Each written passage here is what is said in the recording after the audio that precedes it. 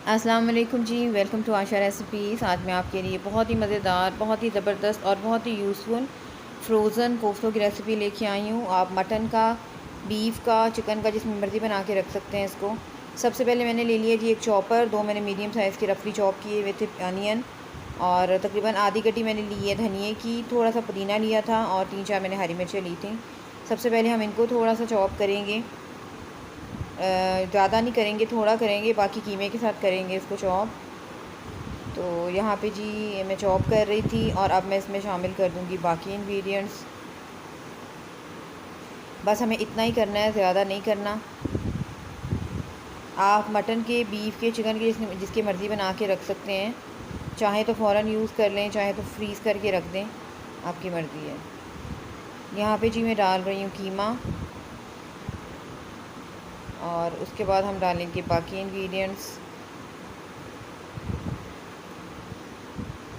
पहले मैं थोड़ा सा वैसे ही इसको चला दूँगी, क्योंकि ये ज़रा मोटा कीमा बना हुआ है। अगर अब बहुत ही बारीक कीमा आपके पास है तो फिर इतना मसला नहीं होता, फिर आप चाहे इकट्ठी सारी चीज़ें भी डाल सकते हैं।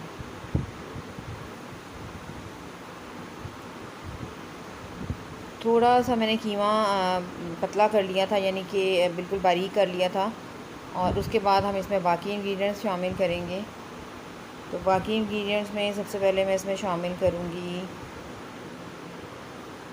जी, मैंने लिया था सफ़ेद चनों का जो आटा होता है, आटा, भुने हुए सफ़ेद चने होते हैं।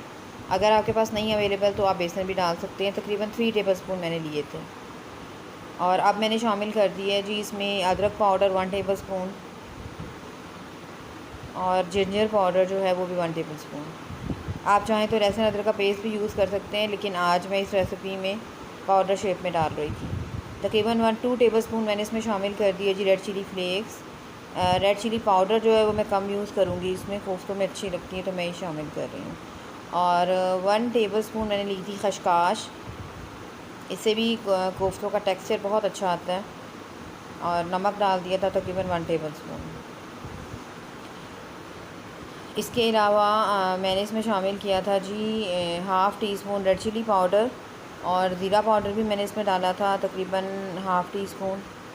इसके अलावा गरम मसाला जो आएगा इसमें 1 टेबलस्पून। स्पाइसेस आप अपने मर्ज़ी से कम ज़्यादा कर सकते हैं। ये है जी 1/4 टीस्पून मैंने शामिल की थी बड़ी इलायची के दाने। अगर आपके पास पिसे हुए दाने हैं तो आप वो भी शामिल कर सकते हैं, इससे बहुत ही अच्छा टेस्ट आता है कोफ्तों में। ये स्पेशली जब हम अपने कश्मीरी गुश्ताबे बनाते हैं तो उसमें ये ज़्यादा यूज़ होते हैं, लेकिन मैं इस तरह कोफ्तों में भी डालती हूँ, बहुत ही अच्छा टेस्ट आता है। तमाम चीज़ों को अब डाल दें जी, चॉप करने के लिए रख दें। मुझे थोड़ा सा ड्राई लग रहा था तो मैंने इसमें 1 अंडा डाल दिया था। ये टोटली ऑप्शनल है। एक तो इससे बाइंडिंग बहुत अच्छी हो जाती है, और आपके जो कोफ्ते हैं वो बड़े सॉफ्ट से बनते हैं। लेकिन अगर आपको अंडे की स्मेल नहीं पसंद है तो बेशक आप इसको स्किप कर सकते हैं। लेकिन इतने सारे स्पाइसेस में शामिल होकर कोई अंडे की स्मेल वगैरह नहीं रहती, कम से कम मेरा एक्सपीरियंस तो ये है। तमाम चीज़ों को अच्छी तरह से चॉप कर लें, और ये बड़े झटपट से हमारा जो कीमा है रेडी है। कोई ज़्यादा लंबा चौड़ा काम नहीं है, बस आपने चीज़ें पहले से प्रिपेयर करके रखी हों। कीमा यहाँ पे रेडी हो गया है। अपनी मर्ज़ी से जिस मर्ज़ी साइज़ के आप कोफ्ते तैयार करें और फ्रीज़ करके रख दें या फ़ौरन यूज़ कर लें, आपकी मर्ज़ी है। यहाँ पे जी मैंने मीडियम साइज़ के रखे थे कोफ्ते, इस तरह से मैंने रखे थे, ना बहुत ज़्यादा छोटे ना बहुत ज़्यादा बड़े, थोड़े से मीडियम में रखे थे।